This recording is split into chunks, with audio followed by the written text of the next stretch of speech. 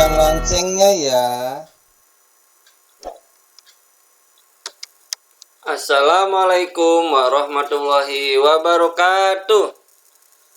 Anak-anak kelas 4, bagaimana kabarmu hari ini? Mudah-mudahan kalian masih semangat dalam belajar. Dan jangan lupa kalian tetap harus jaga kesehatan agar tubuh kalian tetap fit dan sehat, kuat ya. Jangan lupa memakai masker jika kalian keluar rumah, lalu jaga jarak dan kurangi bepergian jauh. Baik, kali ini kalian akan melakukan pembelajaran tematik kelas 4, tema 3, peduli terhadap makhluk hidup. Subtema 1, hewan dan tumbuhan di lingkungan rumahku. Pembelajaran 5 dan 6. Ini anak-anak ya, materi yang kita pelajari. Tujuan pembelajaran kali ini adalah yang pertama, siswa dapat menggali informasi tentang karakteristik tempat tinggal dan pemanfaatan sumber daya alam. Yang kedua, siswa dapat mengapresiasi karya seni kolase. Yang ketiga, siswa dapat melakukan simulasi wawancara. Lalu yang terakhir, siswa dapat mendiskusikan hak dan kewajiban. Nah, itu anak-anak tujuan pembelajaran kita kali ini. Baik, lanjutnya ini adalah buku Peduli Terhadap Makhluk Hidup. Tema 3, covernya masih ini anak-anak ya. Baik, selanjutnya kita masuk ke pembelajaran 5. Subtema 1, hewan dan tumbuhan di lingkungan rumahku. Kamu sebelumnya telah belajar tentang padi. Ya, padi, bagaimana padi itu ditanam. Oleh siapa? Oleh petani. Berapa kurun waktunya? Ya, itu adalah para petani itu menanam padi dengan susah payah anak-anak. Ya, jadi tolong kalian jangan dihambur-hamburkan jika kalian makan. Tahukah kamu bahwa jenis tanaman yang berbeda mempunyai tempat yang berbeda pula untuk tumbuh? Jadi tanamannya berbeda, tempatnya berbeda, suhunya berbeda. Ya, itu masing-masing tumbuhan mempunyai karakteristik masing-masing anak-anak. Ayo kita cari tahu. Ya, ayo mengamati. Amati gambar dan baca teks tentang tanaman padi dan teh berikut ya. Nanti anak-anak ada teks bacaan tentang tanaman padi dan teh. Nanti kalian lihat apa perbedaannya. Di manakah padi dan teh biasa tumbuh? Lingkungan seperti apa yang baik untuk tanaman tersebut? Apakah ada perbedaan antara daerah tempat tumbuhnya tanaman teh dan daerah tempat tumbuhnya padi? Jelas berbeda anak-anak. Mari kita baca teks berikut. Nah, ini ada padi, yaitu ada gambar padinya anak-anak yang sudah menguning, ya sudah siap panen. Nah, padi pada umumnya tumbuh di daerah yang berhawa panas. Ya, banyak mengandung uap air dan curah hujan yang cukup. Sinar matahari dan suhu sangat mempengaruhi tanaman padi. Suhu yang baik untuk pertumbuhan tanaman padi adalah sekitar 23 derajat Celcius. Ya, nah ternyata matahari tanaman padi ini membutuhkan sinar matahari yang cukup anak-anak. Ya, kurang bagus apabila tanaman padi ini ada di daerah yang dingin, yang tidak terkena matahari, atau juga karena ada embun. Ya, ada awan. Lalu tinggi tempat yang cocok untuk tanaman padi berkisar antara 0 sampai 1.500 meter di atas permukaan laut. Lalu, tanah yang baik untuk pertumbuhan tanaman padi adalah tanah yang berlumpur, anak-anak. Berlumpur itu banyak airnya. Lalu jika dipegang itu tidak keras, anak-anak, itu berlumpur ya. Yang subur dengan ketebalannya lumpurnya itu antara 18 hingga 22 cm. Lalu diperlukan pengairan yang cukup agar padi dapat tumbuh dengan baik. Jika tidak ada air, maka padinya tidak bisa tumbuh dengan baik. Apabila terlalu banyak, ya padinya juga akan terserang hama. Anak-anak, itu tentang karakteristik tanaman padi. Tempatnya, suhunya. Ya anak-anak. Baik, lalu bagaimana dengan tanaman teh? Tanaman teh pada umumnya itu tumbuh di daerah pegunungan, di daerah yang cenderung dingin. Ya, suhu yang baik untuk pertumbuhan tanaman teh adalah berkisar 18 derajat Celcius hingga 15 derajat Celcius dengan curah hujan tahunan tidak kurang dari 2000 mm kubik. Ya anak-anak, pada pembelajaran kemarin kalian sudah lihat foto bagaimana tanaman teh ini, anak-anak, ya betapa indahnya di daerah pegunungan. Ya, hijau. Kalian pasti ada yang sudah pernah ke sana. Lalu, sinar matahari dan suhu udara sangat mempengaruhi pertumbuhan tanaman teh. Bila suhu mencapai 30 derajat Celcius, maka akan memperlambat pertumbuhan tanaman teh. Lalu, tanah yang cocok untuk tanaman teh adalah tanah yang subur dan banyak mengandung bahan organik dan biasanya terletak di lereng-lereng gunung atau perbukitan. Nah, itu adalah anak-anak karakteristik tumbuhan teh. Dari suhunya yang berkisar 13 derajat Celcius hingga 15 derajat Celcius. Lalu juga udaranya juga harus yang dingin, daerah lereng atau di perbukitan atau di pegunungan. Ya, baik, selanjutnya ayo berdiskusi. Kondisi dan karakteristik alam yang berbeda mempengaruhi jenis tumbuhan yang hidup di sekitar wilayah tersebut. Ayo kita cari tahu tentang kondisi dan karakteristik alam yang ada di sekitarmu. Apakah itu iklimnya, lapisan tanah, dan bentuk muka bumi. Tumbuhan apa saja yang cocok tumbuh di wilayah tersebut. Nah, beda wilayah pasti beda jenis tumbuhannya, anak-anak ya. Baik, lanjut. Tumbuhan di sekitar kita memberi banyak manfaat bagi manusia. Selain untuk makanan, tumbuhan juga dapat dimanfaatkan untuk karya seni. Seperti karya seni kolase yang telah kamu buat. Kalian pasti telah pernah membuat kolase pada saat kelas 2, ya anak-anak, ataupun kelas 3, ya. Nah, ini kolasenya anak-anak adalah dari tumbuhan. Ya, apa saja yang dapat dibuat kolase dari tumbuhan ini? Mari kita lihat jenis-jenis kolase, anak-anak. Yang pertama, kolase dari biji-bijian. Ya, ada biji kedelai, ada biji kacang hijau, ada biji ketan hitam. Nah, ada biji apa lagi, anak-anak nih? Ya, banyak sekali biji-bijinya. Ini untuk menggambar apa, anak-anak? Ya, betul, kura-kura. Kolase dari biji-bijian ini membentuk gambar kura-kura. Apakah kalian sudah pernah membuat kolase seperti ini? Ya, jika belum, silakan mencoba.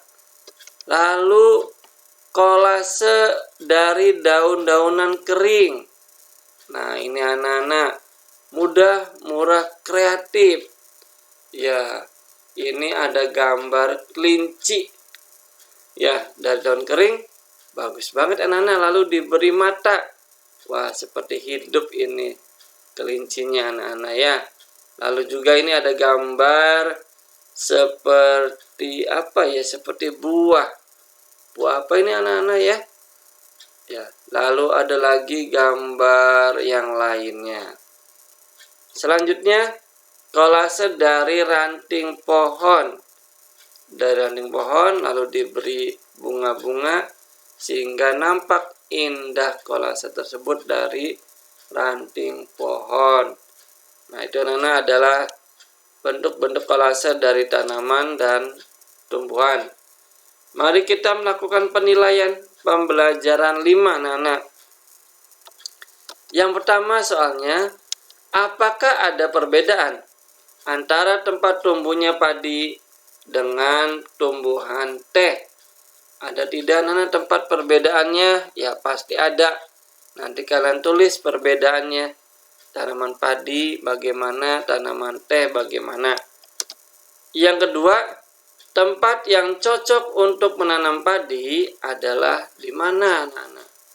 Yang cocok dataran tinggi, dataran rendah, atau di lereng-lereng gunung.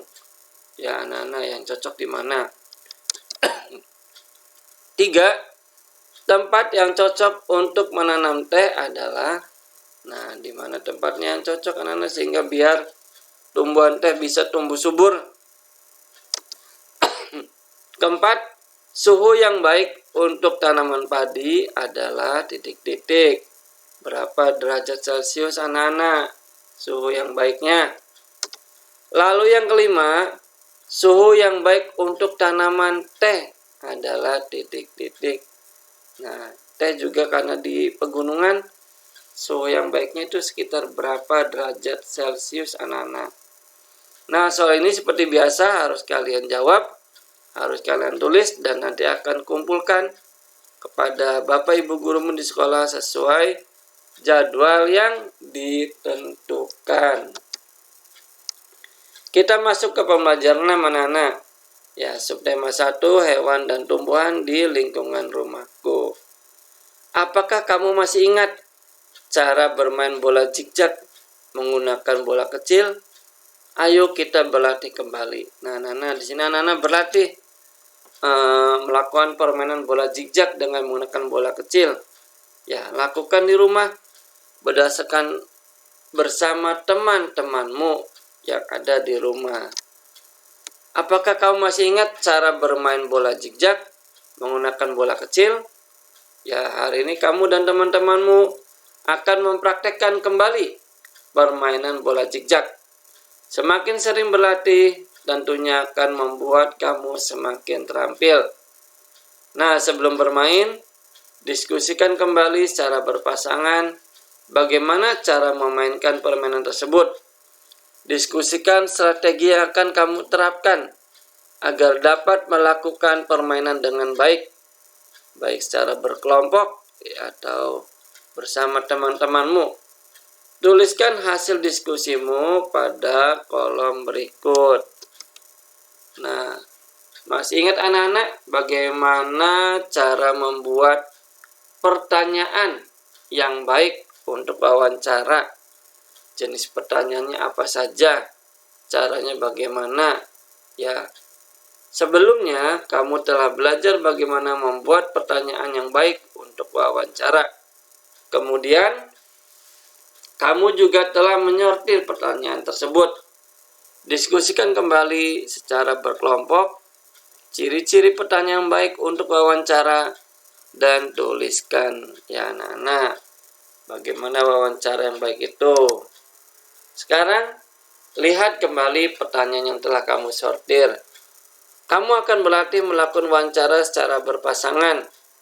Sebelum kamu berlatih, perhatikan keterampilan dan sikap yang baik dalam melakukan wawancara. Anak-anak, keterampilannya apa saja? Sikapnya bagaimana anak-anak?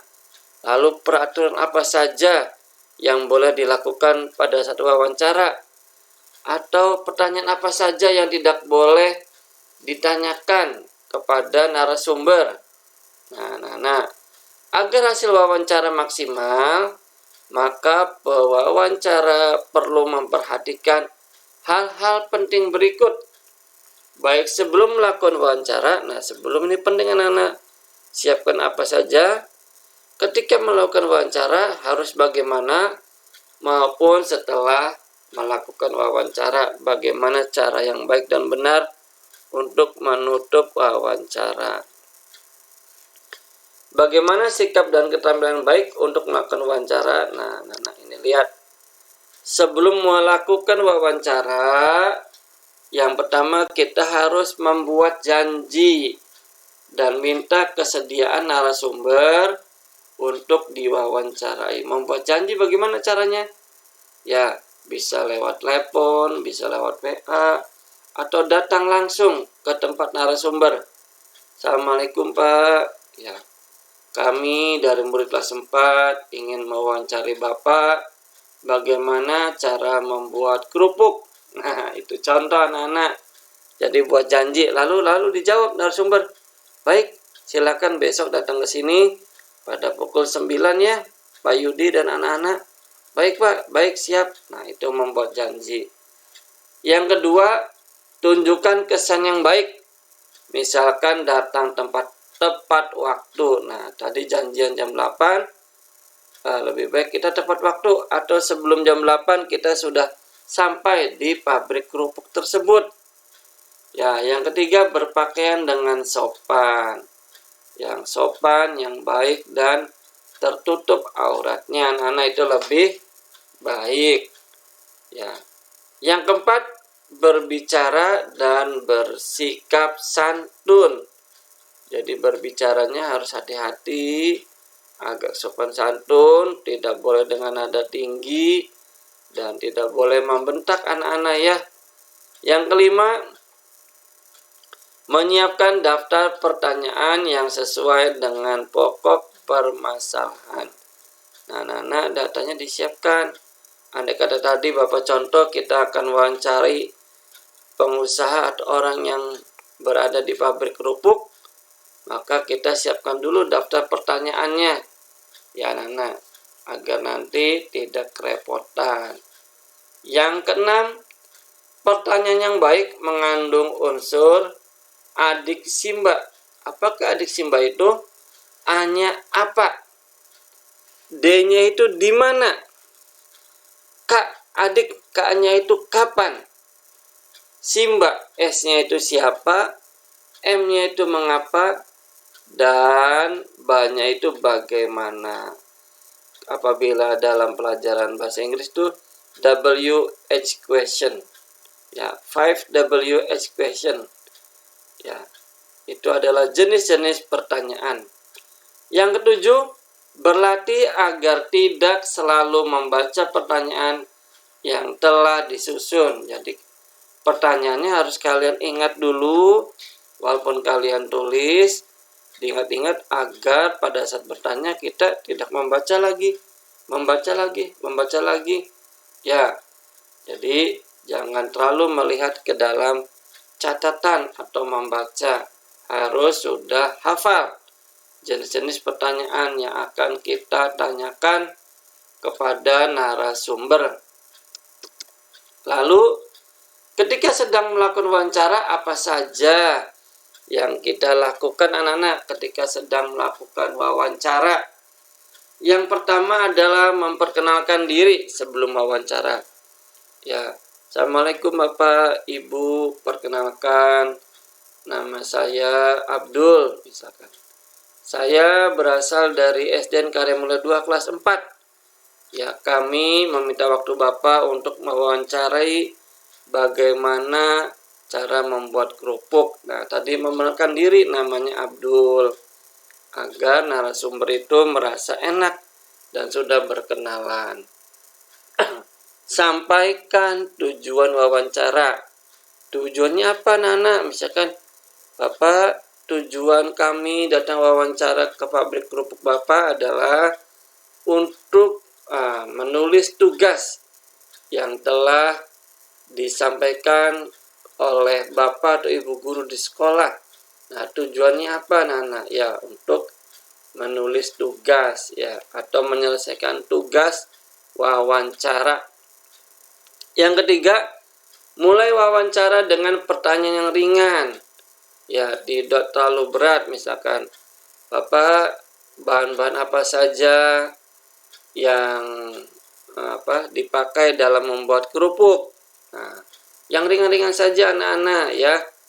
Yang keempat, cairkan suasana dengan menanyakan tentang kegemaran tokoh. Jika suasana sudah cair, sudah enak, sudah komunikatif, baru hubungkan dengan persoalan yang menjadi topik wawancara. Topiknya apa? Membuat kerupuk. Ya, itu hanya contoh. Kalian silakan cari narasumber yang lain. Misalkan boleh cara membuat batu bata. Ya, cara membuat kusen pintu. Silakan kalian bertemu narasumber yang sesuai dengan keahliannya. Sebutkan nama narasumber secara lengkap ya. Lengkap dan jelas agar narasumber tidak merasa kecewa. Yang keenam, bawa buku catatan, alat tulis, atau alat perekam saat melakukan wawancara. Buku catatan yaitu untuk menulis, alat tulis, alat perekam yaitu untuk merekam apa yang diucapkan oleh narasumber untuk melakukan wawancara. Jadi apabila reporter atau wawancara ini lupa, maka bisa memutar ulang rekamannya. Yang ketujuh, dengarkan pendapat dan informasi dari narasumber secara seksama. Jadi apabila narasumber sedang menjelaskan, memaparkan cara-caranya, kalian sebagai reporter atau yang bertanya harus didengarkan. Ya, dengarkan dan dipahami secara seksama. Jangan ini sedang bertanya, lalu kaliannya main handphone misalnya, atau jalan-jalan atau berlari-lari dalam pabrik. Nah, nanti narasumbernya berbicara tidak ada yang menulis dan tidak ada yang merekam. Kedelapan, hindari memotong ucapan narasumber agar keterangan tidak terputus. Apabila narasumber sedang berbicara, kalian dengarkan, diam. Lalu setelah narasumbernya diam, silakan kalian baru berbicara. 9. Hindari minta pengulangan jawaban dari narasumber. Ya, Nana tidak boleh mengulang jawabannya. Kita harus sigap dan siap dalam menulis ya.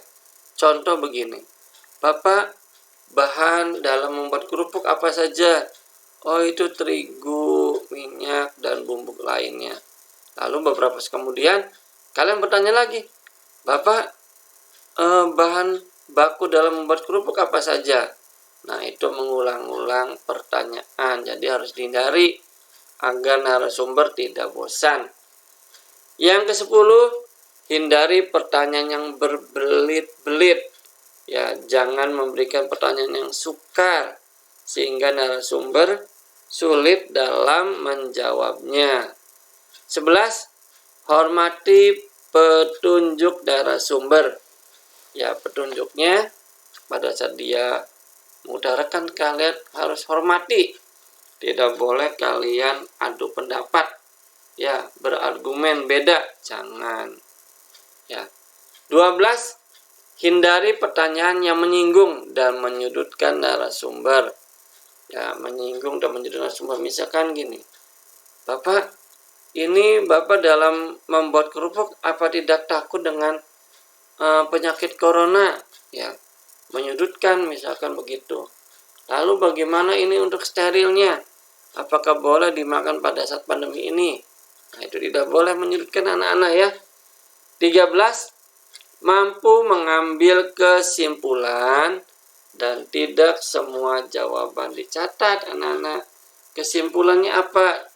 Kalian pergi ke pabrik kerupuk, silakan kesimpulan tulis. sekitar boleh 4 baris, 5 baris ya. Itu namanya kesimpulan. Tidak semua dicatat, tetapi kalian tidak tahu apa-apa yang dijelaskan oleh narasumber. Setelah melakukan wawancara, kalian harus mohon diri. Ya, mohon diri. Bapak, Ibu, terima kasih atas waktunya. Ya, terima kasih atas ilmunya dan terima kasih atas pengalaman yang diberikan kepada kami. Kami mohon izin pamit akan kembali lagi ke sekolah atau pulang ke rumah. Nah, itu adalah mohon diri anak-anak ya. Mohon diri. Lalu yang kedua, ucapkan terima kasih. Nah, itu wajib anak-anak. Terima kasih Bapak Ibu atas waktunya. Nah, itu ucapkan. Jangan setelah wawancara kalian langsung pulang tanpa mohon diri, tanpa ucapkan terima kasih. Ya, nanti dicuekin narasumbernya anak-anak ya. Yang ketiga, sampaikan permohonan maaf jika selama wawancara ada hal yang kurang berkenan. Jadi harus mohon maaf, siapa tahu kalian pertanyaannya ada yang menyinggung atau ada yang menyangkut hal-hal pribadi, mohon maaf. Ya, mungkin kalian sebagai mewawancari tidak sadar bahwa kalian telah berbuat salah. Tetapi dengan meminta maaf, mudah-mudahan si narasumber juga bisa memaafkan kesalahan kalian. Nah, Nana, kita masuk ke penilaian pembelajaran 6 ya. Yang pertama, soal pertama, tuliskan 3 hal yang perlu dilakukan sebelum melakukan wawancara. Hal-hal apa, Nana? Yang sebelum wawancara, sebelum bertemu dengan narasumber, ya apa yang harus kalian lakukan. Yang kedua, tuliskan 3 jenis kata tanya dalam wawancara ya. Kata tanya apa saja, siapa, atau dan seterusnya ya. Itu adalah jenis-jenis kata tanya. Lalu yang ketiga, apakah kita perlu memperkenalkan diri pada saat akan mewawancarai seseorang? Mengapa? Ya, perlu tidak? Perkenalkan Pak, nama saya Abdul. Nah, itu perlu tidak? Ya. Lalu mengapa? Ya, jika perlu mengapa? Karena. Jika tidak, mengapa? Karena. Ya, harus jelas isinya. Lalu yang keempat, kesimpulan wawancara sebaiknya harus kita apakan? Titik-titik ya. Harus kita apakan anak-anak? Harus kita tulis, kita buat, atau kita buang ya tulisannya. Itu adalah nomor 4. Yang kelima, tuliskan 3 hal yang perlu dilakukan pada saat selesai wawancara. Nah, selesai wawancara kalian harus melakukan apa saja agar narasumber merasa dihormati. Baik anak, itulah soal dari 1 sampai 5 yang harus kalian jawab. Ya, nanti akan dikumpulkan kepada Bapak Ibu guru di sekolah sesuai jadwal yang ditentukan. Nah, anak, pembelajaran tema 3, peduli terhadap makhluk hidup, subtema 1, hewan dan tumbuhan di lingkungan rumahku telah selesai. Mari kita ucapkan bersama-sama hamdalah. Alhamdulillahirabbil alamin. Wassalamualaikum warahmatullahi wabarakatuh. Waalaikumsalam.